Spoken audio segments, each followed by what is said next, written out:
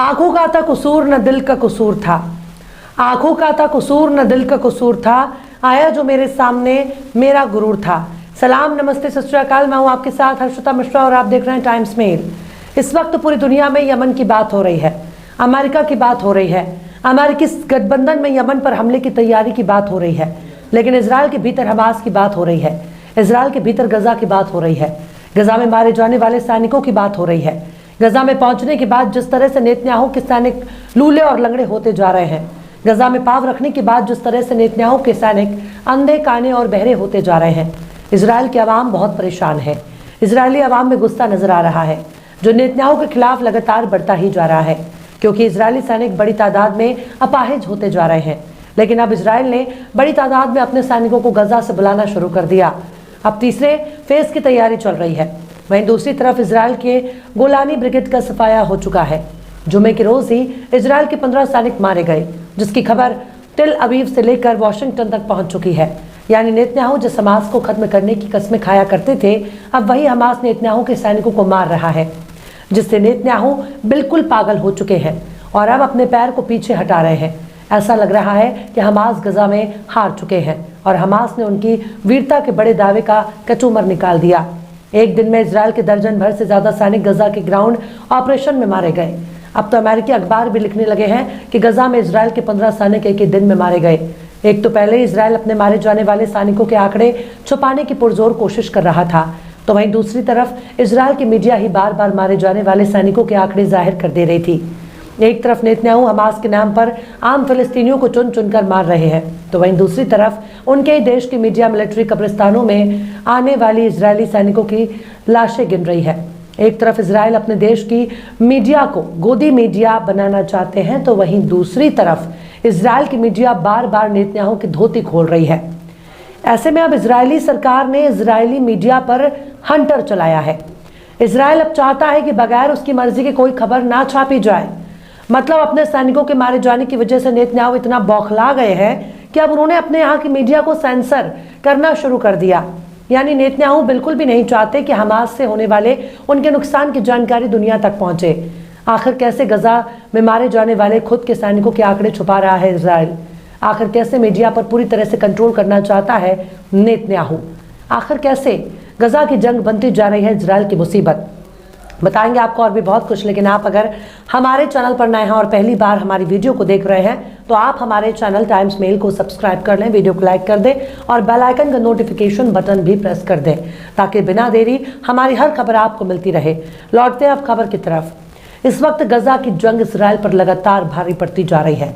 एक तरफ यमन लगातार इजराइल को निशाना बना रहा है, तो वहीं दूसरी तरफ अमेरिका ने जिस टास्क फोर्स को बहुत ही अरमानों के साथ बनाया, अब उसका पलीता लगता नजर आ रहा है। इजराइल लगातार नुकसान झेल रहा है, लेकिन वो अपनी बहादुरी गजा की आम जनता पर दिखा रहा है। हमास के खिलाफ गजा में इजराइल को एक भी ऐसी बड़ी कामयाबी नहीं मिली जिसे देखकर इजराइल की पीठ थपथपाई जा सके। साफ तौर पर कहा जाए तो गजा में आम लोगों का कत्ल करने के अलावा इजराइल कोई बड़ी कामयाबी नहीं मिली।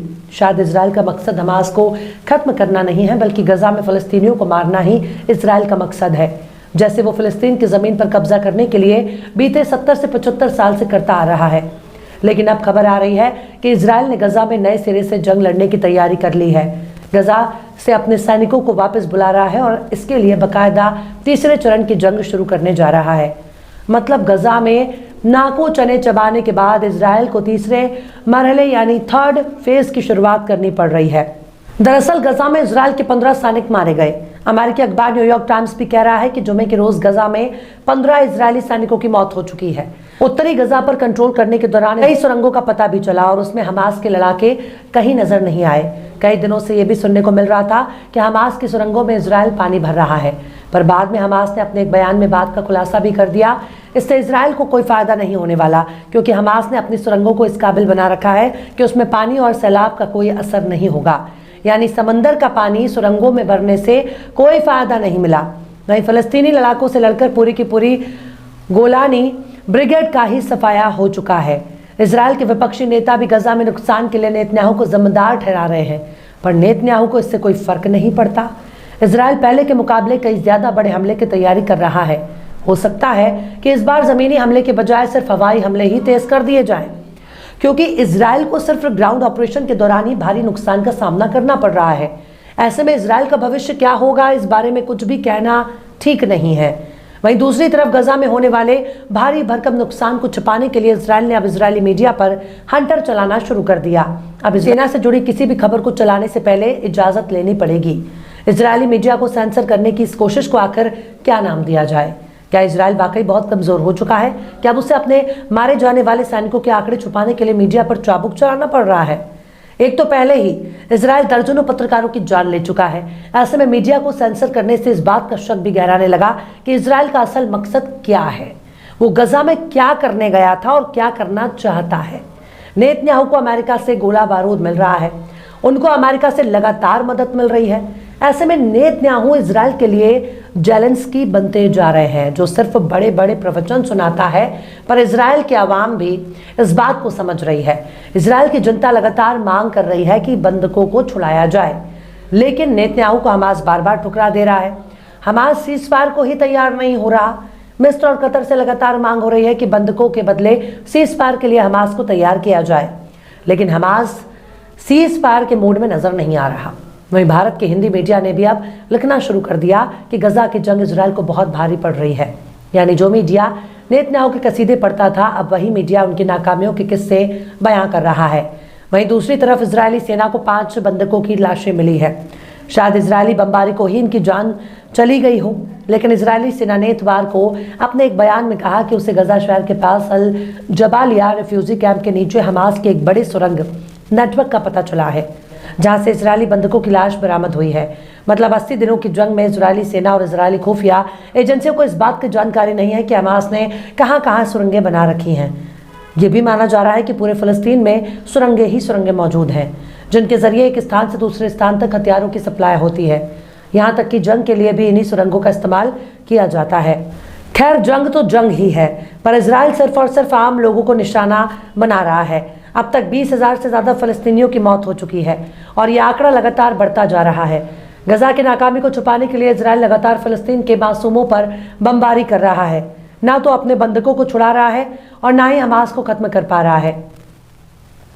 बहरहाल, चलते चलते आखिर में अल्लामा इकबाल ने भी क्या खूब फरमाया है, माना कि तेरी दीद के काबिल नहीं हूँ मैं, माना कि तेरी दीद के काबिल नहीं हूँ मैं, तू मेरा शौक देख, मेरा इंतज़ार देख। फिलहाल इस वीडियो में बस इतना ही। ये वीडियो आपको कैसा लगा कमेंट बॉक्स में आप ज़रूर बताइएगा। वीडियो पसंद आए तो लाइक करें। हमारे वीडियो लिंक को फेसबुक, ट्विटर, व्हाट्सएप पर अपने रिश्तेदार, यार, दोस्तों को भी शेयर करें और बेबाक, निष्पक्ष, स्वतंत्र पत्रकारिता को सपोर्ट करने के लिए आप हमारे चैनल टाइम्स मिल को ज़रूर से सब्सक्राइब करें और हाँ, बेल आइकन की घंटी वाली बटन भी आप ज़रूर से दबा दें, ताकि आपको हमारे आने वाले नए वीडियो की नोटिफिकेशन फौरन ही मिल जाए।